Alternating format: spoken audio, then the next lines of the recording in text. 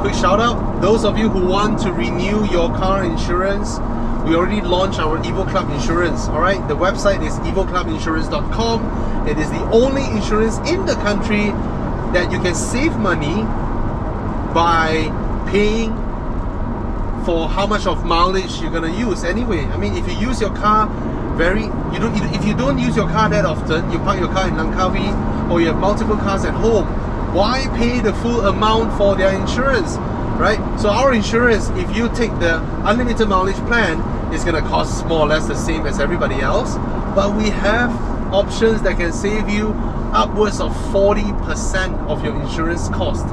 Why not? Alright?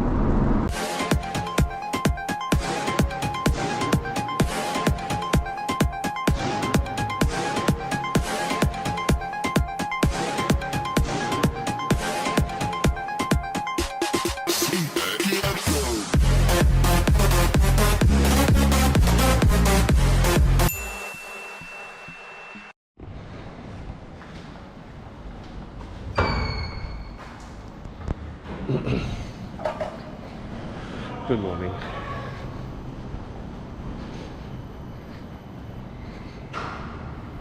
Morning.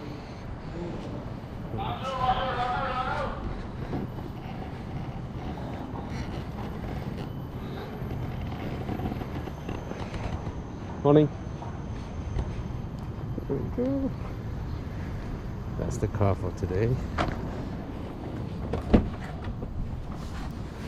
Oh, so now the car unlocks while you walk towards it. Ugh. Yes guys, it's my turn. This is the M340i. Yep.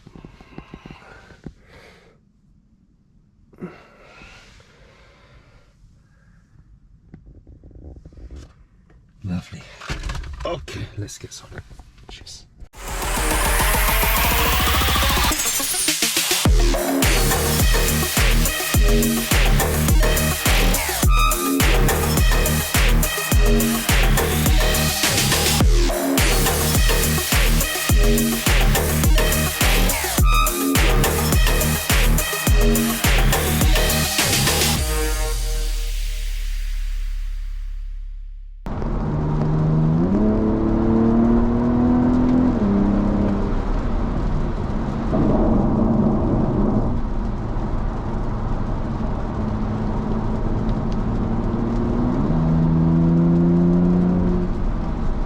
It is such a fast car.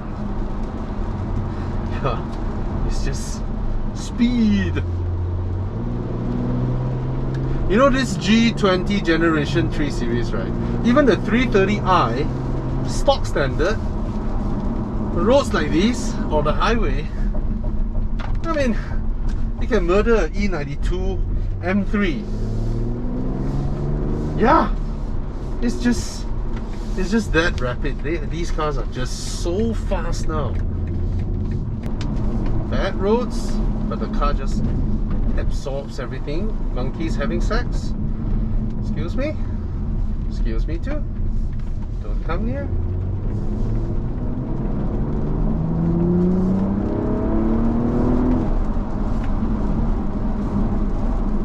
Why am I wearing this?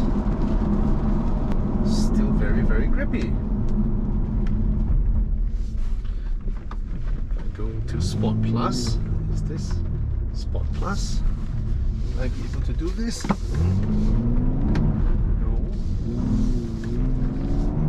Because it's four-wheel drive. The old Sport Plus, you'll be able to do that. Yeah. But of course, to do that, you really have to turn off the traction control, of which the button should be somewhere here. Yep. Is it off? Okay, it's off.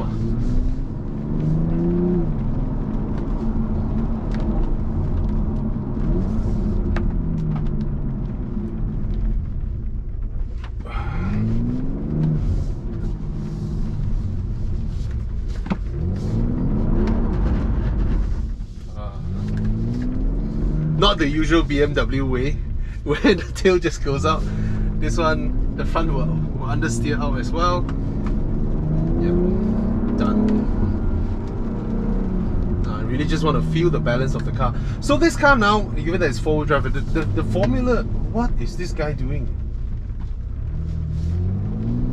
So the formula now is actually very similar to that of the C43. In fact, you could say that C43 took a rule book out of Audi, and then BMW sees how much sense it makes, and there you are.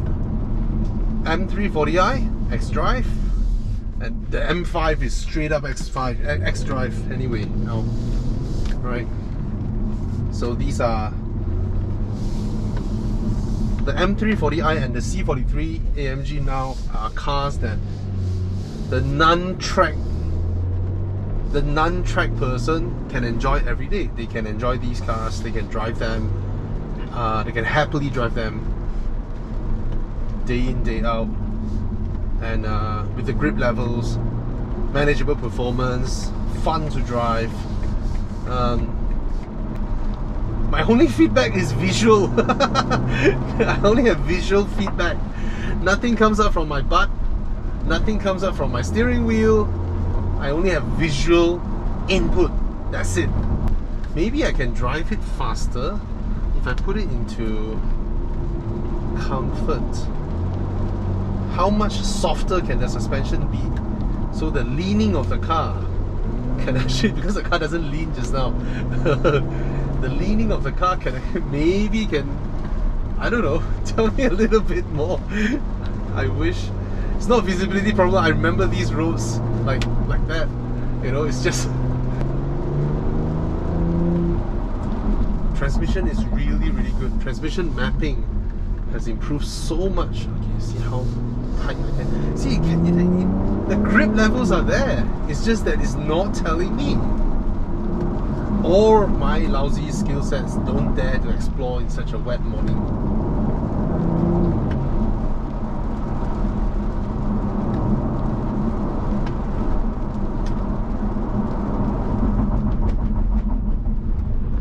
Okay, the brakes, they don't bite in as good, you know.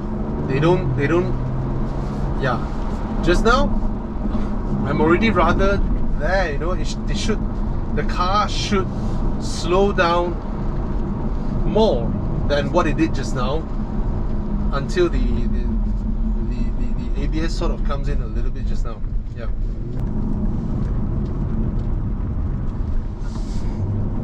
It's actually very creepy, because by right just now the tail should come out a little bit, but you can tell the car is using the power transfer to pull it back. So it's a very safe car to drive. Maybe it's because it's so safe, I can't really gauge how much I have in terms of grip levels, because it's always compensating it with the power transfer. So it's actually very safe. The happiest thing that I felt in this generation of 3 Series is the complete remapping of how the transmission and the engine works together. In my 6 Series GT video, when I'm going uphill, 6 Series GT is a current generation BMW, right? It is the same generation as this G30, right? But the transmission mapping is still it's just not good enough for exciting drives, because there are so many times while you're going uphill, the car doesn't know what you're doing. It just upshifts and then it just stays there, and then when you need power, there's a little bit of a delay and all that. It's just you constantly have to dump your feet down. You have to dump the throttle pedal to initiate downshift, or you downshift with the pedals. This car, as I was going up here today, it just does it by itself. Same goes with the 320i, same goes with the 330i. I mean, if you saw any other videos with the guy, okay, let's do a test. The first thing they do is put it into manual, and they're actually on a highway, and all they're doing is this, trying to let you know that they're shifting themselves. Those are idiots, you know. That's not how you test a gearbox, right? Driving a straight road and just pulling the pedals when you're at rate RPM, it's just, that's not skills, that's just you not knowing what to judge from a transmission, right? You don't judge a transmission based on how fast it shifts after you pull your pedal, you know. That's just one small part of a transmission. The bigger part is the logic behind, and that you have to drive in situations like this, leave it in its adaptive mode or its comfort mode or what, and then see how it reacts to different situations. Yeah, and I have to say, transmission mapping, BMW is still better than Mercedes-Benz. Mercedes, yes, they in the W205 facelift, which they have updated from the C200, C300, you know, C43, they did a really good job. But that's only because they did a shit job back then, you know. When the W205 came out, absolute shit logic when it comes to the transmission, you know. Any one of you with the first generation C43 AMG, put your car in sport mode, tell me you can drive it daily, right? It's just stupid. The moment you lift off your throttle, it just does that. So yeah. So this or the C43 AMG, this is interesting. This is a very interesting topic. Interior build quality, there's no challenge. This 3 Series is way better than the C-Class. Space as well. Then it comes to the engine and overall how the car drives. I still have to say I enjoy the C43 more because of the feedback that you get. The engine also sounds better. This one sounds very similar to the 330i. It's a 6-cylinder, yes, but it sounds so similar to the 330i. I'm surprised by that. You know, it doesn't have that bassy, deep, usual BMW 6-cylinder sound. It's a revvy sound, same like the 330i. It's a revvy sound. Yeah. I mean, in terms of which to buy, definitely I'll go for the M340i. This one, I would definitely go for this one. For the specs, for the size of the car, and of course the way the car looks. It's beautiful. The C43 is the tingling excitement that it gives you. This one doesn't. This one doesn't. This one, I know from the badge, is M340i xDrive. It has a very fast engine, very capable, very comfortable, but it doesn't give you that tingling feel. Same goes with an M5 versus E63. The M5 doesn't doesn't make this part tingle. E63 does, even in comfort mode. So that's the thing that I felt. I mean, it seems like Mercedes is able to capture the magic more than our old friend here. I'll always remain, I'll admit it, okay? I love the way BMWs drive in terms of how they flow with you. That feel you get, when you go into the first high-speed band and all that, or a series, you know, you already love it. You would have already like, wow, BMW, you know, I love it. Just go. Why do you want to stop down and, you know, look at this, look at that and all that? Alright, let's hope the passengers are safe and just go.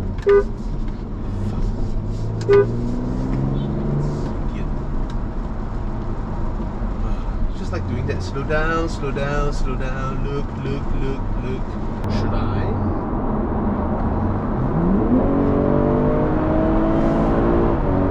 Let's try to go into sport. Suspension firms up. You get the pops and crackles in Sport Plus, but not Sport. Those cars braking, no brakes, no police.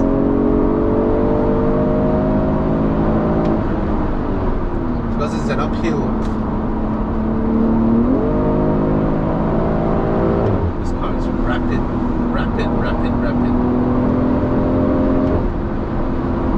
Oh hi, BMW! You put a Honda badge.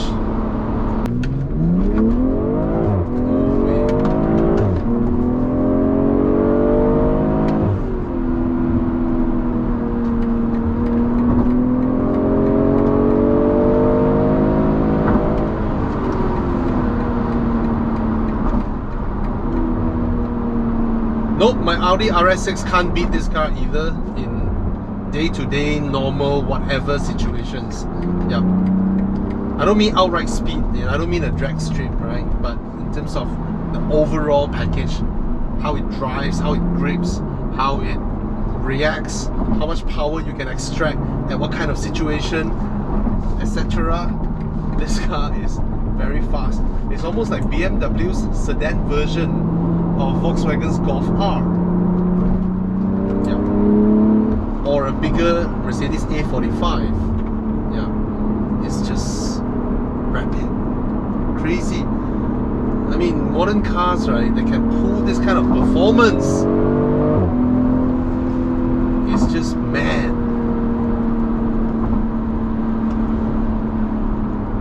And the fact that it makes everybody feels like a hero. I mean, you don't need to know a lot about how to feel the car and all that, and it just does that. Crazy. Okay, let's talk about the interior, shall we? This one that I have has a cognac leather. Is that the color that they call? Oh, sorry. Let me take off my mask. Yeah. Some light brown color leather, and it's a nice cabin, you know. It's just that in terms of design, I'm not too big of a fan. Based on how they have changed, I still prefer the interior from the current generation 5 Series and X3. This interior that is with these little blingy stuffs and, you know, matte plastic buttons, metallic buttons, that you see going all over all BMWs now.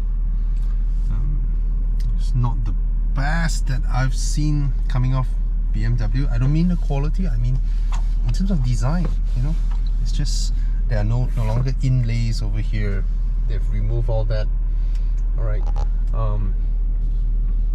Overall it's alright. It's alright. This little curve here came from the G12 7 Series. They've implemented across the board.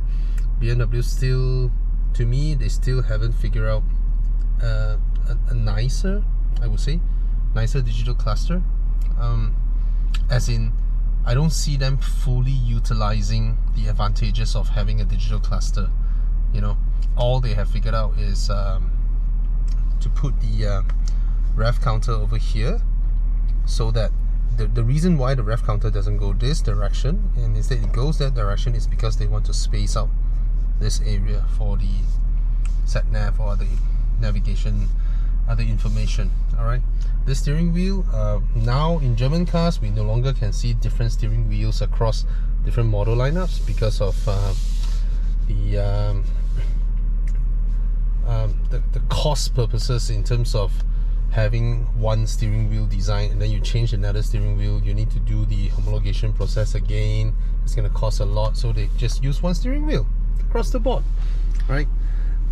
This one, again, we're familiar with that. Wireless charger compartment if you're not using a wireless charger, but the wireless charging is not some fast charging stuff, so you see your phone there for an hour or two and then it only charged about 20%, and then the whole phone is like super hot.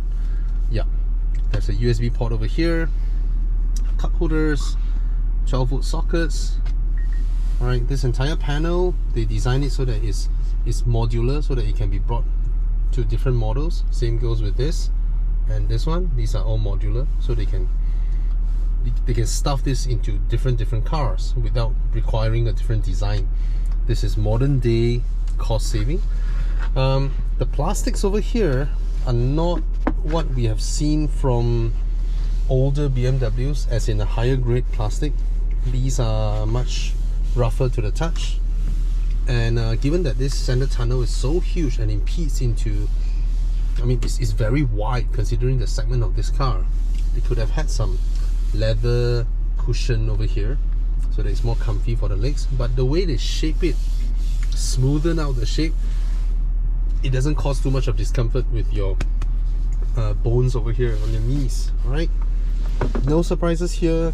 Sturdy mechanism, good plastics being used in there, one USB-C port, that's about it. Right, storage compartment. This is a mechanism to click lock it. I see no purpose in click locking this thing now, because like Audi and Volkswagens, they use a mechanism that you can double it as an armrest. You can raise different height if you want to, and sometimes you have larger items in there, you can just dangle it, but it's alright, not too big of a complaint. Spacious inside, not super big, but it's alright. Covered in very thick felt, compartmentalized, very good.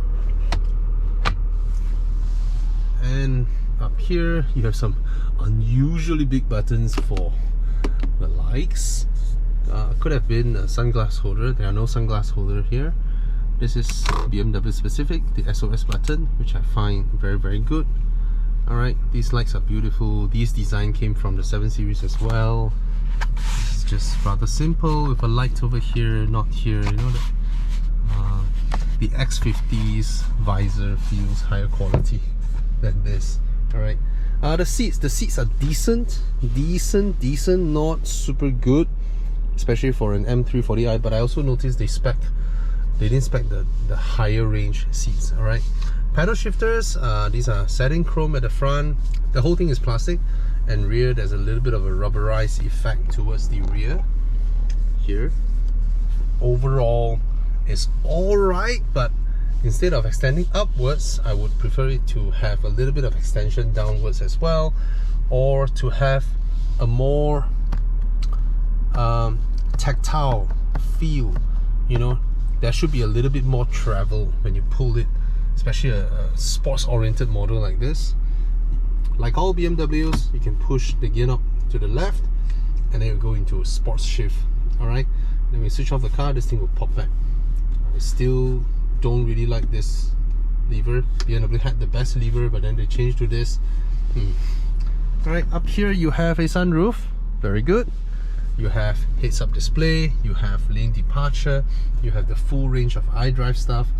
This whole thing now is one panel, so you no longer can feel that really nice BMW button. You know, they've been famous with their buttons, but they gave it up. This one supports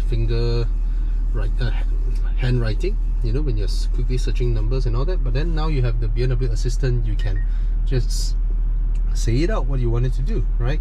Hi BMW. I'm not sure if it is on. No. Hi BMW. Hello, what can I help you with? Lower the aircon. Please try once again. Lower the air volume. Please try again or say help. I feel cold. I am raising the temperature, so it will be warmer shortly. So they're raising the temperature, you know, so there's some cognitive understanding over there. Alright, let's go to the back.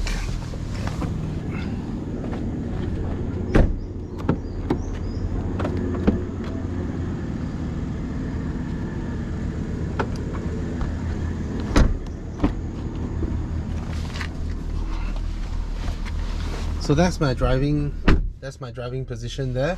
I still can slot my size 11 feet underneath. I have just about enough room between the rear seat rails and the base of the rear seats, and I actually sit a lot higher than the front passenger. That is at its lower setting, which I find if can, I would prefer it to still be able to lower just a little bit more. And here I have two USB ports and one 12-volt socket. Very good. And you have your own aircon panel at the back. You can control it without needing the front passenger to allow you. Alright, here we have some interior lighting over here, which of course you can change the colors. Harman Kardon premium sound system.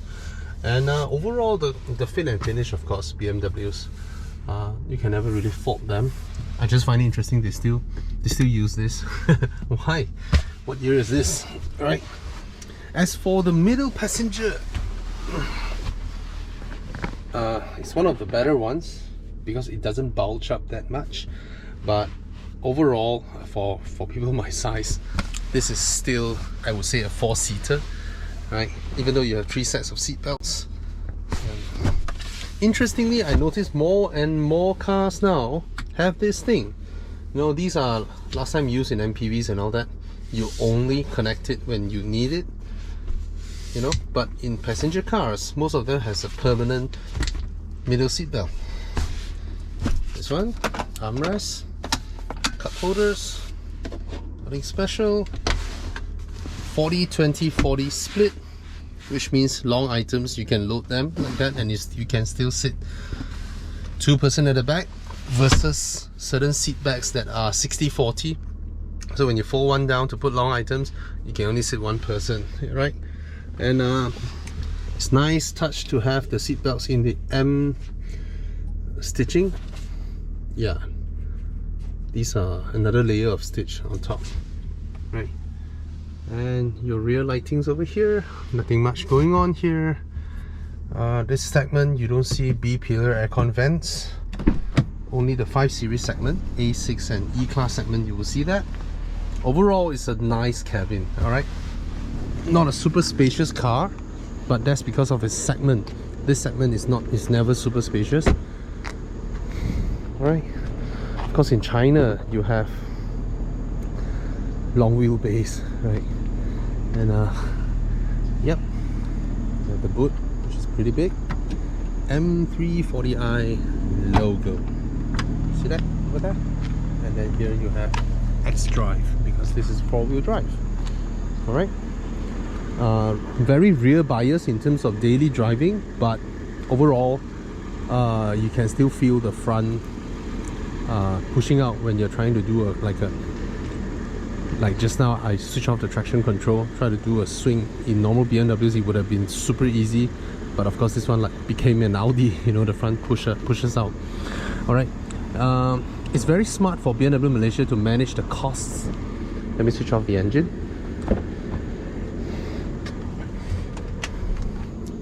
It's very smart for them to manage the costs, so they didn't spec some 20 or 21 inch crazy wheels with it. This one is just 19 inch, which is very reasonable because most UHP tires starts from 19 inch. So given that your car is 19, you can buy some rather good performance tires. Alright, these are Goodyear Eagle F1s, decent, they're alright. I wouldn't blame the tires for not being able to let me feel much, because modern cars are like that. Alright, this black color paint has some flickers in there, some nice flickers in there, and I like this touch. I like this slightly bronze-y kind of color for its side mirrors. It's taking a page out of Audi's playbook, right? Audi was the one that started with having different trim finishing for their performance models. So all the Audi S models will have side mirror covers that are finished in aluminium. Alright, of course these are set in chrome, so very nice grills, but you can see the shutters are shut now. That means they are dynamic, they can be open and closed, and then this is just for styling purposes, right? So what they've done in this generation is that they raised the profile of the kidney grille to fold it upwards, so this becomes the pedestrian crash impact touch point for the idiot who crossed the road without looking, so that they don't need a cut line, an ugly cut line that cuts across the bonnet in the previous F30 generation. Remember the F30? There's an ugly cut line that runs across, whereas Mercedes masked the cut line with their oval enlarged grille.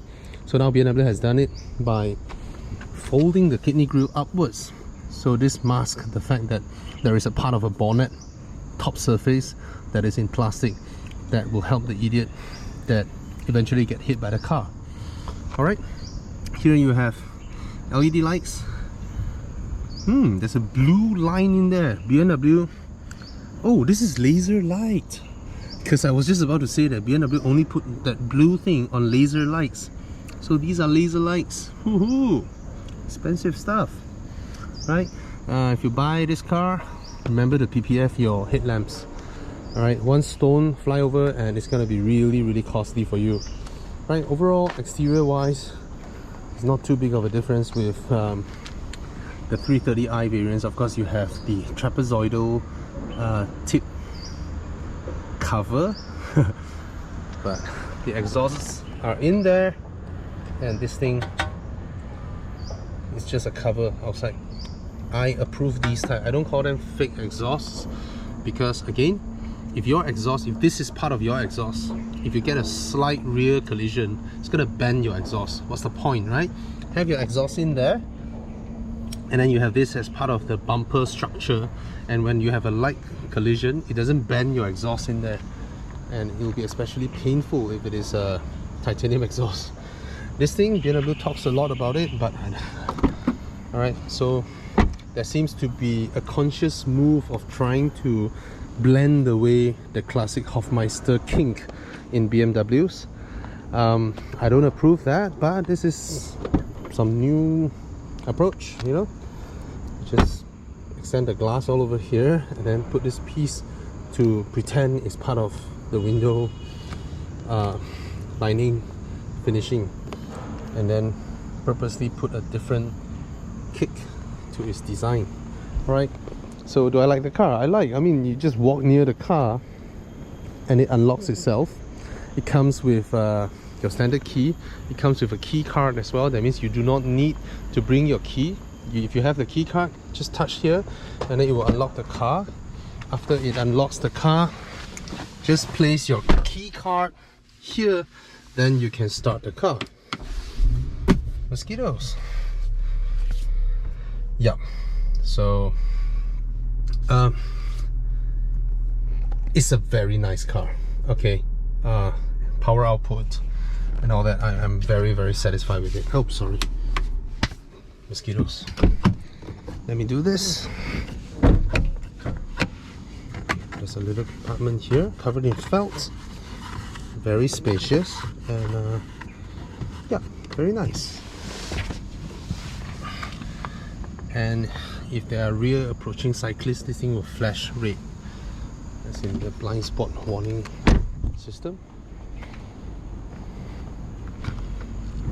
I think it's about time car makers make it easy. Oh yeah, oh sorry. Then this is the best. There's nothing here. You pull it 2 times, you can lift the entire bonnet up. Good job, BMW. It's time we do away with that silly mechanism. Right, so that's really good on BMW's part.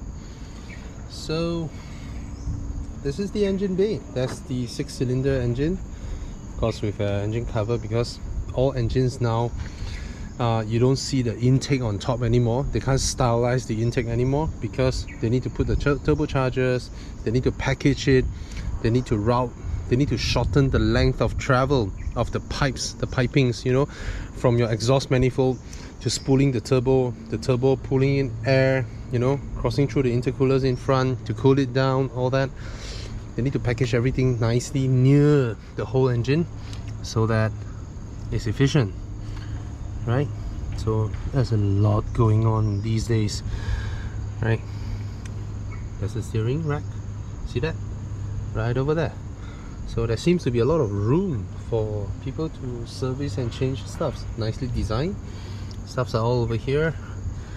Okay, so yeah, I seldom open the engine cover because most cars it's not worth looking at. This is interesting. Is it to what do you call that? It's almost like a heat sink. I think it is a heat sink. It's over there. Is it because laser lights are even hotter than LEDs? That's where you put your wiper fluids. Right, that's the intake. Yeah. Right. Very nice. This is interesting. Why do they need to put an aluminum panel over here? Is it to help with the heat management? Because they usually just use plastics. Alright? Yeah, a bit dirty. Very cool mechanism being used here. Right, so 3-liter engine, what's the difference with 2-liter? Of course it's thirstier. Alright. Oh crap, I need to use both hands. Yeah. Comes in handy. Some aerodynamic covers. on the wiper blades. Right, these are the sensors for light and rain. These are not your radio antennas, these are for GPS. Your radio antennas are one of these lines at the back here, or the rear windows. Harman Kardon can be seen here. Alright, that's the BMW M340i M Sport calipers. Kind of find the brakes not strong enough. They're not huge, these brakes. I wish they can be slightly bitier. Yeah, run flats. Run flats these days are very comfortable. Alright, so yeah, 3 litre versus 2 litre. I'm amazed that I don't get that bassy 6-cylinder soundtrack which BMWs are known for. Maybe because BMW has managed to make their 4-cylinder sounds just as good as this, so it sounds very similar, to be honest. And it's not, both are good sounding. All right, of course this is thirstier. Just now this morning when I go up, it was half tank. I drove up and down and it uses quite some petrol, so I don't have the time. No, honestly speaking, I don't bother too much about fuel consumption, because in Malaysia especially, because our petrol prices are so cheap, and it's something you can't control anyway, because provided everybody's petrol bill is charged by emission levels, right? But we are charged by litre, we're charged by volume, we're charged in ringgit, monetary terms, right? So if it is monetary terms, the international oil prices going up and down, it's going to affect you more than the car you pick. You just think about it, right? The external factors of oil prices is so big and it's beyond your control, so what's the point? You get what I mean? Right? So yeah, it's a lovely car, and this is what a premium car should be, you know, more powerful than your usual Honda Civics and all that. Better features, more high-tech, more stuff, more driving pleasure. That's why people invest in a BMW or a Mercedes badge, right? If you have a 1.5 litre 3-cylinder in this car that pumps out 130 horsepower, and then you're on the fast lane or the overtaking lane, and then a Honda Civic is flashing you, that's embarrassing, because this is the ultimate driving machine. And for those of you who did not know, BMW can be traced to Bavarian Flugzeugwerk. Bavarian Flugzeugwerk was started... Cancel. First, I know our destination. Bavarian Flugzeugwerk is started by Gustav Otto, of which, of course, some remnants of his father's company is passed to him. In order for him to do this, his father is Nikolaus Otto, and Nikolaus Otto actually invented the internal combustion engine, a workable internal combustion engine, which is what we call auto cycle, which every single car out there, almost every car uses auto cycle engine. Yep, 4-stroke engine, or four cycle engine, sorry. Intake, right? Compress, combust, exhaust. Suck, squeeze, bang, blow. That's invented by Nikolaus Otto, which can be actually regarded as the BMW Group's founder, if they want to craft their history that way, the same way that Mercedes-Benz does. Alright, and another little thing that some people did not know, Nikolaus Otto had 2 employees. Their names, Wilhelm Maybach and Gottlieb Daimler. The 2 person that started the Daimler company, which became the Mercedes-Benz as we know it. Amazing, right? These 2 companies, one invented the car, one invented the engine. Yeah. Still love BMWs. I still love BMWs. But to conclude, steering, I prefer that from the C43. Soundtrack, I prefer that from the C43, and I suspect the C43 is also slightly more fuel efficient, right? But overall, I love this car. And of course, you get a proper footrest.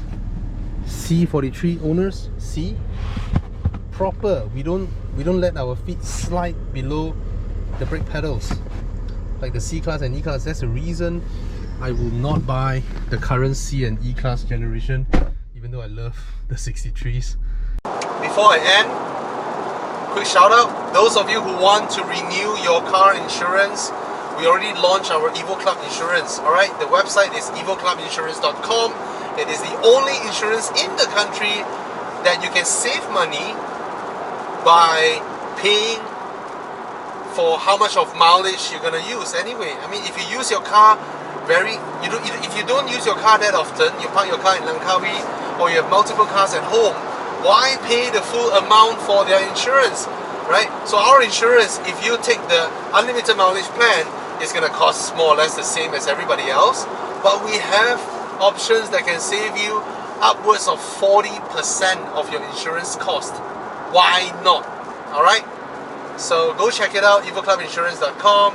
And again, and for others, if your warranty is running out, we also have a service to help you extend your car warranty. But that one you have to do an inspection for warranty, right? And if you manage to extend your warranty, we have 77 workshops across the nation to support you, to validate, alright? To keep your warranty in check. Alright, go check it out as well. Evo Club Extended Warranty. Yeah, these are the two things. And then the next part is we just launched Aurizn Talents Acquisition.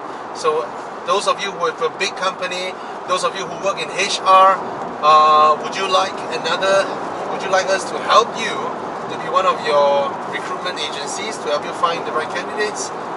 Because we as a media can do that job better. Alright? And for those of you looking for jobs, you can drop your resumes with us, with Aurizn Talents, okay? Because we cross multiple industries, from cars to properties to media to you name it, any industry. Alright, these are all the things that we're doing. Take care and thanks for watching. Cheers.